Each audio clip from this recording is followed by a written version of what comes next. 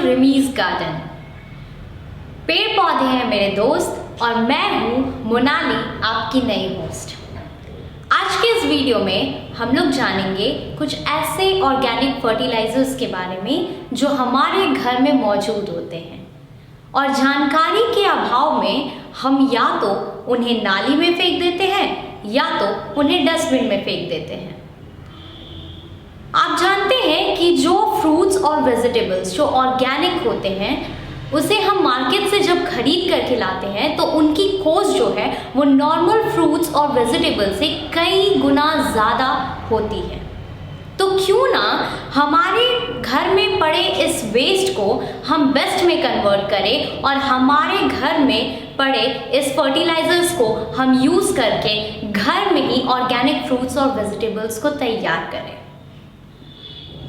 Natural चीज़ें और organic चीज़ें दोनों एक ही बात है। आप जानते हैं कि नेचुरल चीज़ों की मार्केट में क्या वैल्यू और हमारे लाइफ बेनिफिट्स में ये कितनी बेनिफिशियल होती है। आज के इस वीडियो में हम देखेंगे कि हमारे घर में कौन कौन सी ऐसी चीज़ें हैं जो हम ऑर्गेनिक फर्टिलाइज़र के तौर पे यूज़ कर सकते हैं और ये भी देखेंगे कि किस तरीके से हम उसे ऑर्गेनिक फर्टिलाइज़र के तौर पे यूज़ कर सकते हैं। आगे हम देखेंगे कि किस फ्रीक्वेंसी यानी कितने समय के अंतराल पे हमें इसे यूज़ करना चाहिए और कौन कौन से पौधों में इसे यूज़ करना चाहिए और किस पौधों में इसे नहीं यूज़ करना है। तो इस चीज़ को जानने के लिए हमारे इस वीडियो को अंत तक ज़रूर देखें। Used T leaf. चाय किसे पसंद नहीं होती। दूध, चीनी और चायपत्ती का ये उबाला हुआ घोल सबके मन को मोह लेता है और हो सकता है चाय पीने के बाद अब बची हुई उबाली चायपत्ती को डस्टबिन में डाल देते होंगे। पर क्या आप जानते हैं कि इस चायपत्ती को आप फूलों के रंग को निखारने में भी इस्तेमाल कर सकते हैं? जी हाँ, उबाली हुई चायपत्ती में टैन होता है जो आपके उगाए गए फूलों को एक अलग सा रंग देता है, उनमें निखार ला देता है। मगर इसे डालने से पहले इस बात का ध्यान रखें कि अगर आपने इसे दूध में चीनी के साथ उबाला है तो आप इसे पानी से धोकर और ठंडा करके ही पौधों में डालें। ऐसा इसलिए क्योंकि दूध चीनी वाली चाय जब आप बनाते हैं तो उसमें की चीनी चींटियों को आकर्षित करती है। ये चींटियाँ आपके पौधे को सिर्फ और सिर्फ नुकसान पहुंचाएंगी। पौधे को फायदे के बजाय नुकसान हो जाएगा, गमले में चींटियाँ लग जाएंगी। और अगर आपने चायपत्ती में सिर्फ पानी डालकर उबाला है तो आप इसे ठंडा होने के बाद पौधों में डाल सकते हैं। Fish wash water. अगर आप नॉन वेजिटेरियन हैं और मछली खाते हैं तो मछली बनाने से पहले आप उसे ज़रूर धोते होंगे। बचे हुए पानी को हम अक्सर नाली में बहा देते हैं, पर इसी बचे हुए पानी को आप पौधों में डाल सकते हैं। इस पानी में जिंक, पोटेशियम और फास्फोरस जैसे न्यूट्रिशन प्रेजेंट होते हैं जो पौधों में वाटर और न्यूट्रिशन बैलेंस को मेंटेन करते हैं। लेकिन अगर आप वेजिटेरियन हैं तो आपके पास एक्वेरियम ज़रूर होगा। अगर आप मछली पालने के शौकीन हैं तो आप जानते होंगे कि मछलियों को दो तरीकों से पाला जाता है। पहला तो फ्रेश वाटर और दूसरा सॉल्ट वाटर। अगर आप अपने एक्वेरियम के पानी में सॉल्ट नहीं डालते हैं तो एक्वेरियम को साफ करने के बाद आप उसके बचे हुए पानी को पौधों में डाल दें। ये एक खाद के समान होता है, लेकिन अगर आप इसमें सॉल्ट या नमक डालते हैं तो आप इसे पौधों में ना डालें।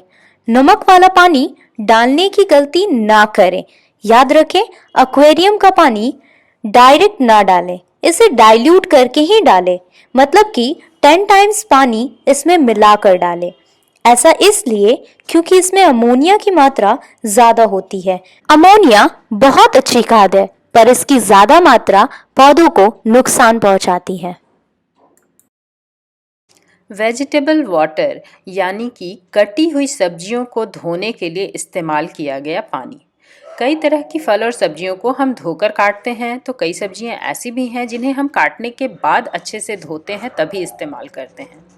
जब आप कटी हुई सब्जियों को धोते हैं तो उसके विटामिन्स पानी में घुल जाते हैं। ये विटामिन्स और मिनरल्स अगर आप पौधों में डालेंगे, पौधे की मिट्टी में डालेंगे, तो पौधों को डायरेक्ट न्यूट्रिशन मिलेगा जिसको वो ईजिली अब्जॉर्ब कर सकते हैं और ये उनकी ग्रोथ में सहायता करेगा।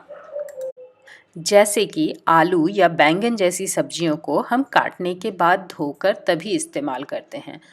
आलू को काटने के बाद जब आप धोते हैं तो आपने देखा होगा कि पानी दूधिया रंग का हो जाता है। ऐसा आलू में के स्टार्च के पानी में घुलने की वजह से होता है। पौधे अपना खाना जब भी बनाते हैं वो स्टार्च की उन्हें ज़रूरत पड़ती है, वो खाना बनाते हैं स्टार्च के फॉर्म में। यही स्टार्च जब उन्हें डायरेक्ट मिलता है तो उनकी ग्रोथ तेज़ हो जाती है। जब आप बैंगन को काट कर धोते हैं तो पानी का रंग थोड़ा सा लाल जैसा हो जाता है। ऐसा इस वजह से क्योंकि उसमें आयरन की मात्रा होती है और ये आयरन पानी में घुल जाता है। जाहिर सी बात है, पानी में घुला हुआ आयरन पौधे सीधे तौर पे अब्जॉर्ब कर लेंगे और उनकी ग्रोथ में यह बहुत फ़ायदा करेगा। इसी तरह से चावल बनाने से पहले या दाल बनाने से पहले भी हम उसे अच्छी तरीके से धोते हैं, 2 या 3 बार धोते हैं और उसके बाद ही उसको कुक करते हैं। तो ये पानी, इसमें लाइसिन की मात्रा काफ़ी ज़्यादा होती है, इसमें स्टार्च आता है जिसकी वजह से ये पौधों के लिए बहुत अच्छी खाद होती है। हम चावल 2 तरीके से बनाते हैं, आइदर कुकर में बनाते हैं या फिर उसे बॉयल करके एक्स्ट्रा एक्सेस पानी को हम ड्रेन आउट करते हैं और फिर वो चावल खाते हैं। ये ड्रेन आउट किया हुआ पानी चावल की माड़ कहलाता है और ये बहुत अच्छी किस्म की खाद होती है। आप इसे भी डाइल्यूट करके पौधों को दे सकते हैं। ये खाद किन पौधों को देनी चाहिए? तो वैसे तो आप चावल का पानी हर पौधे में दे सकते हैं, लेकिन आप अगर लताओं वाली सब्जियों में इन्हें देते हैं तो वह उसको ज़्यादा फ़ायदा करेगा। बस एक बात का ध्यान रखना है कि अगर आपके पास 1 कप चावल, पकाए हुए चावल का पानी यानी कि माड़ है, तो उसमें 10 टाइम्स वाटर मिला के यानी कि 10 कप पानी मिलाकर फिर इस डाइल्यूटेड वाटर को ही पौधों में डालें। ऐसा आप प्रतिदिन कर सकते हैं, यानी यह खाद रोज़ाना इस्तेमाल हो सकती है। हाँ, यह नॉर्मल टेम्परेचर पर होना चाहिए, गर्म नहीं। फलों के छिलके भी कभी बेकार नहीं होते। हमारे लिए भले ही वो किसी लायक नहीं हैं, लेकिन पके हुए फल जैसे केले का छिलका पोटेशियम से युक्त होता है। इसे फेंकने की बजाय अगर आप पौधे की मिट्टी में मिला देंगे तो बहुत ही अच्छी खाद बनेगी। बनाना पिल से वैसे भी फर्टिलाइज़र बनाया जाता है, जिसकी वीडियो हमने हमारे चैनल पर पहले ही डाल रखी है। आपको लिंक डिस्क्रिप्शन में मिल जाएगा। लेकिन यहाँ ध्यान देने वाली बात यह है कि हम सभी फलों के छिलके खाद के तौर पर इस्तेमाल नहीं कर सकते। कुछ सिट्रस फ्रूट यानी कि जो खट्टे फल होते हैं जैसे संतरा, मौसम्मी या बड़ा साइज का नींबू, इनके छिलके आप बिल्कुल भी नहीं डाल सकते हैं क्योंकि ये मिट्टी को क्षारीय बना देगा और मिट्टी की उर्वरा शक्ति जाती रहेगी। ऐसी मिट्टी में पौधे नहीं बढ़ते हैं। इन छिलकों से आप इप्सम सॉल्ट बना सकते हैं, जिसकी वीडियो हमने संसार ग्रीन में पहले डाली हुई है, लेकिन ये बेकार नहीं है, आप इनको भी खाद के तौर पे इस्तेमाल कर सकते हैं। आज की वीडियो आपको कैसी लगी हमें कमेंट करके ज़रूर बताएं कि आपका किचन का वेस्ट कितना ज़्यादा आपके लिए बेनिफिशियल साबित हुआ है। तो ज़रूर कमेंट करें कि आप कौन कौन सी चीज़ों को इस्तेमाल कर रहे हैं और आगे करने जा रहे हैं। तो इस वीडियो को लाइक करना और शेयर करना ना भूलें और इस वीडियो के बेनिफिट्स को आप सोसाइटी तक शेयर करें। Thank you.